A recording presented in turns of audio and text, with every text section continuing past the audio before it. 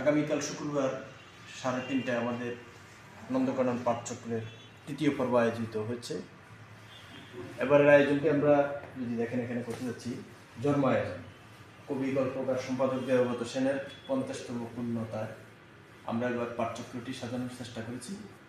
এতে মুখ্য আলোচক থাকবেন, চট্টগ্রাম থেকে আসবেন তিনি, আপনাদের সবারই পরিচিত কবি হাফিজ রশিদ খান, এবং আরও কথা বলবেন অনুষ্ঠানে কবি ওবায়দ মজুমদার এবং গল্পকার মারুফা আক্তার, শিক্ষক নুরুল করিম এবং আমাদের একজন পাঠক তারিকুর রহমান।